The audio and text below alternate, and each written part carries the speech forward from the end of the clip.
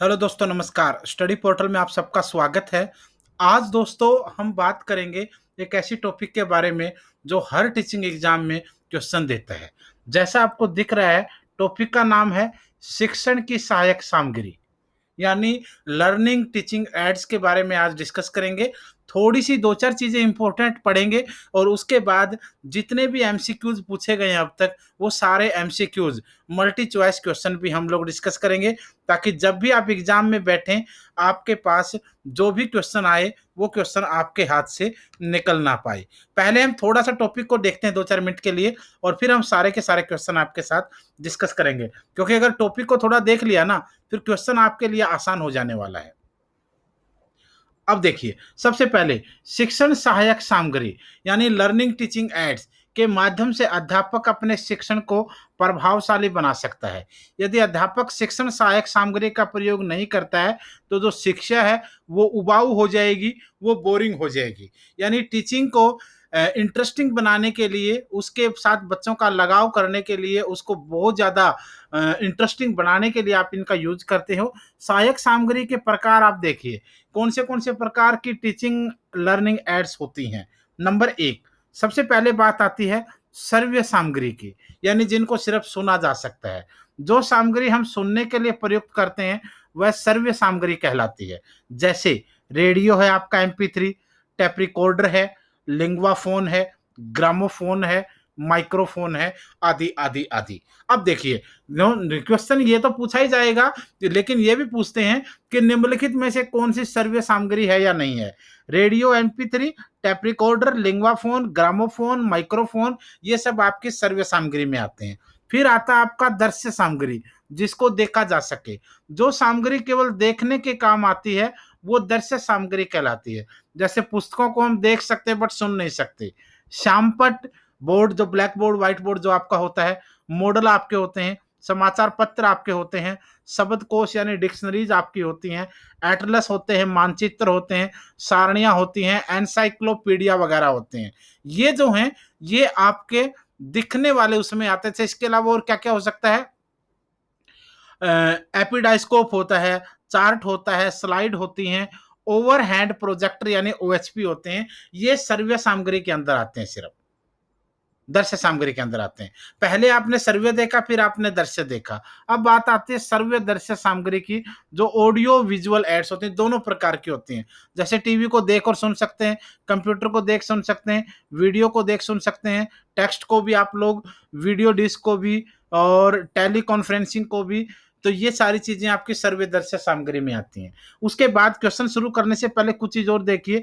ज्ञान के स्थायीकरण के लिए हम शिक्षण सहायक सामग्री का प्रयोग करते हैं या शिक्षण सामग्री का प्रयोग करते हैं। मौखिक अभिव्यक्ति द्वारा किया गया शिक्षण कम प्रभावशाली होता है। किसी चीज को अगर आप सिर्फ बोल के बताएंगे तो वो इतना ज्यादा इफेक्टिव नहीं रहेगा जितना आपका बोलना और दिखाना दोनों रहेगा। तो दृश्य श्रव्य सामग्री जो है वो ज्यादा प्रभावशाली होती है। इनके द्वारा विचारों को प्रवाहात्मकता के साथ प्रदान किया जा सकता है। सामग्री के द्वारा शिक्षक अधिकतर रुचिकर उसको बनाया जा सकता है। अतः शिक्षण रुचिकर होने के कारण ज्यादा सक्रिय हो पाता है। शिक्षक सहायक सामग्री के कारण ज्ञान को प्रत्यक्ष यानी डायरेक्ट रूप से आत्मसात किया जा सकता है, एक दूसरे तक पहुंचाया जा सकता है। अब हम बात करते हैं क्वेश्चंस की। हम क्रेडिट देते हैं उपकार को इस टेस्ट का। सबसे पहले क्वेश्चन है नंबर 1, वन्य जीवन पर कोई पाठ पढ़ाने के लिए निम्नलिखित में से कौन सी विधि सामग्री सबसे उपयुक्त मानी जाती है। अगर आपको वन्य जीवन के बारे में कोई पाठ पढ़ाना है तो कौन सी विधि सामग्री सबसे उपयुक्त होगी? मॉडल होगा, दोहरा होगा, फिल्म होगी या स्लाइड होगी? देखो, वन्य क्षेत्र का अगर दौरा करवाया जाए तो वो सबसे महत्वपूर्ण होगा, क्योंकि जब स्टूडेंट वहां जाएगा, वहां दौरा करेगा, तो वहां की चीजों को देखेगा, समझेगा, जानेगा, रिसर्च करेगा, वो सब कुछ कर सकता है वहां।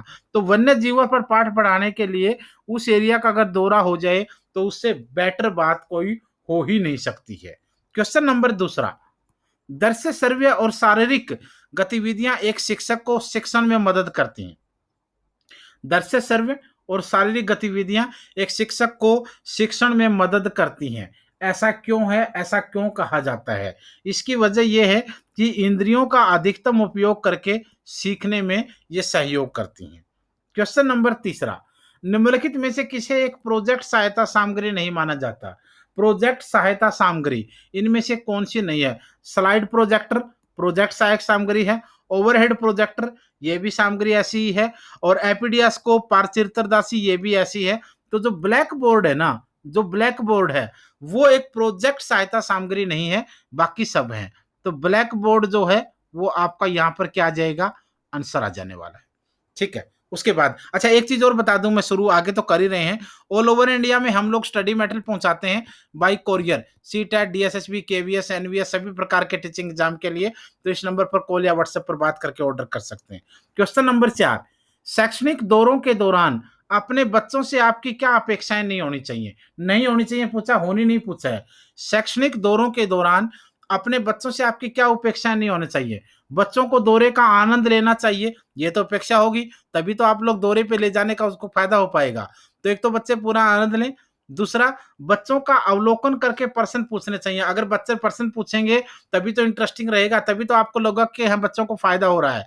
बच्चों को कोई भी प्रश्न नहीं पूछना चाहिए, ये आपकी अपेक्षा नहीं है, क्योंकि अगर बच्चा पूछेगा ही नहीं तो इसका मतलब उसने कोई ढंग से देखा ही नहीं। ये चीज तो ध्यान है, देखेगा तभी तो पूछेगा। तो इसलिए ये उपेक्षा नहीं करनी है आपको कि बच्चा कोई प्रश्न ना पूछे, आपकी उपेक्षा ये होनी चाहिए कि बच्चा पूछे, याद रखना। क्वेश्चन नंबर 5, आपकी राय में छात्रों को प्रेरित कराने के लिए सर्वोत्तम साधन क्या है? छात्रों को प्रेरित कराने के लिए सर्वोत्तम साधन क्या है आपकी नजर में?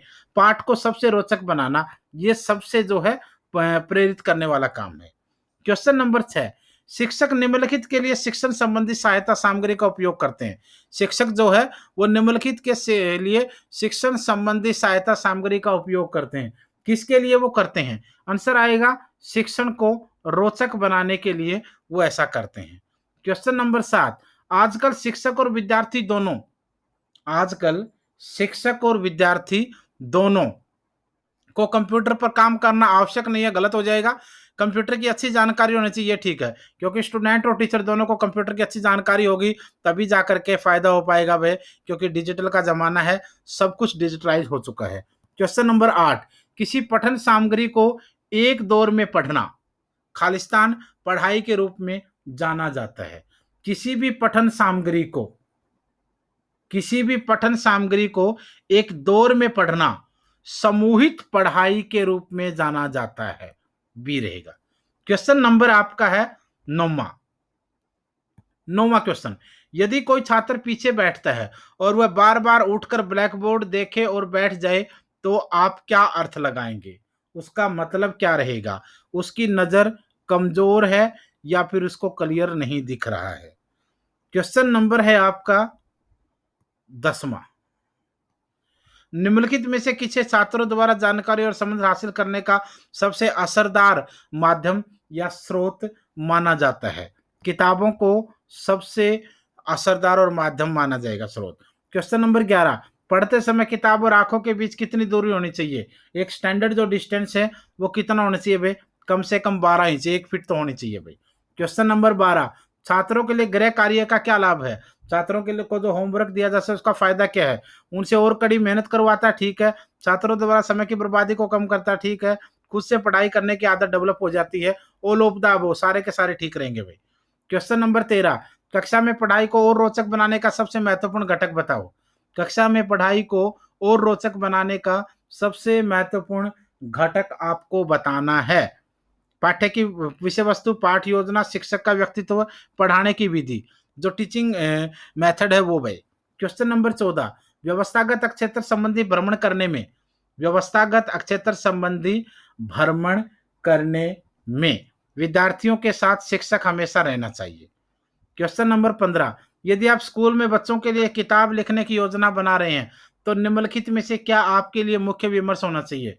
बच्चों यदि आप स्कूल में बच्चों के लिए किताब लिखने की योजना बना रहे हैं तो निम्नलिखित में से क्या आपके लिए मुख्य विमर्श होना चाहिए? क्या इससे इसमें विषय पर नवीनतम सामग्री होनी चाहिए या परीक्षा उन्मुखी होनी चाहिए? इसमें तर्क संगत रूप से विषय का संपूर्ण क्षेत्र आना चाहिए, ये सबसे बेस्ट है।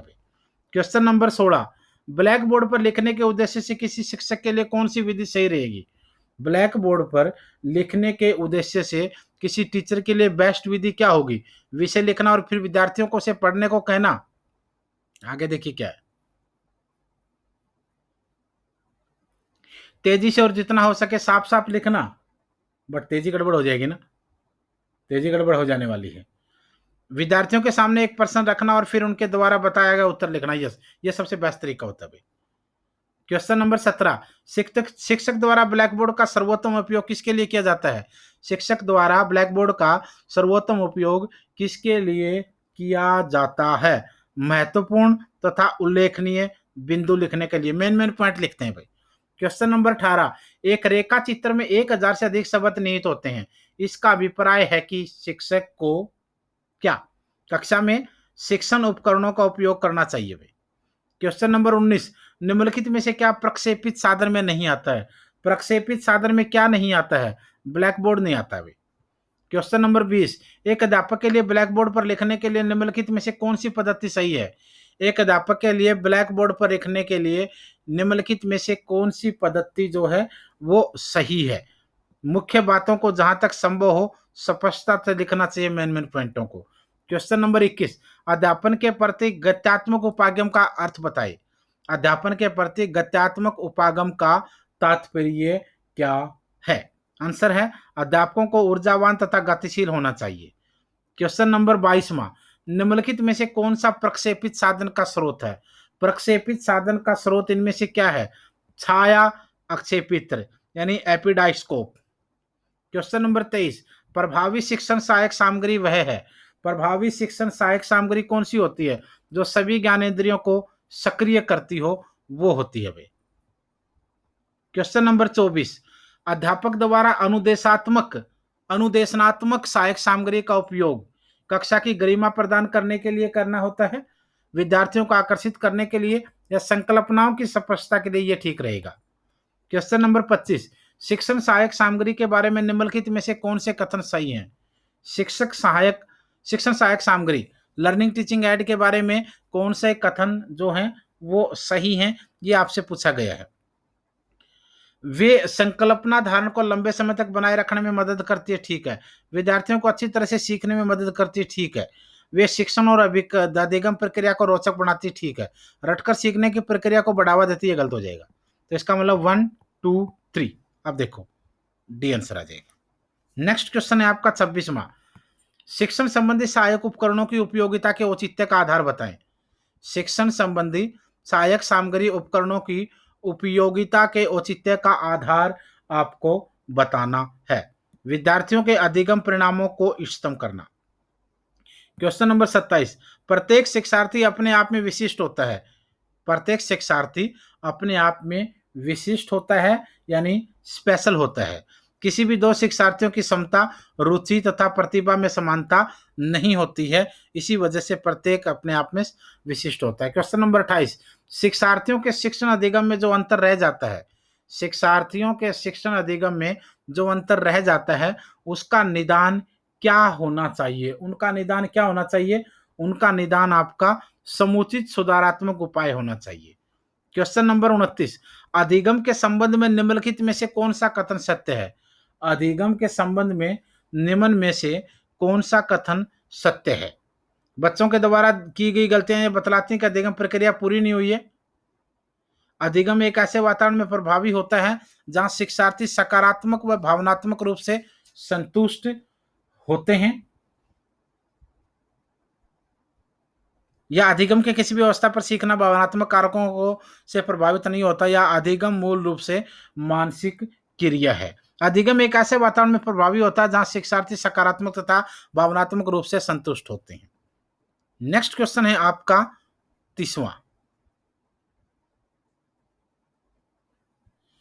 क्वेश्चन, निम्नलिखित में से किसके लिए शिक्षार्थियों को प्रोत्साहित नहीं करना चाहिए? शिक्षार्थियों को प्रोत्साहित किसके लिए नहीं करना चाहिए, नहीं पूछा है आपसे। उन सभी प्रश्नों के उत्तरों को याद करवाना जिन्हें शिक्षक पूछ सकते हैं। क्वेश्चन नंबर 31, शिक्षक जो विद्यालय आधारित मूल्यांकन के अंतर्गत कार्य करते हैं, शिक्षक जो विद्यालय आधारित मूल्यांकन के अंतर्गत कार्य करते हैं उनको व्यवस्था के लिए स्वामित्व की भावना रखते हैं भाई, जी आंसर आएगा। तो ये आज वाला क्वेश्चन था, ठीक है। उसके बाद फिर मिलेंगे हम एक और लेक्चर में। अगर कोई विशेष टॉपिक आपको चाहिए तो उसके ऊपर आप लोग बता सकते हैं, उसके ऊपर वीडियो बना देंगे। धन्यवाद। शुभ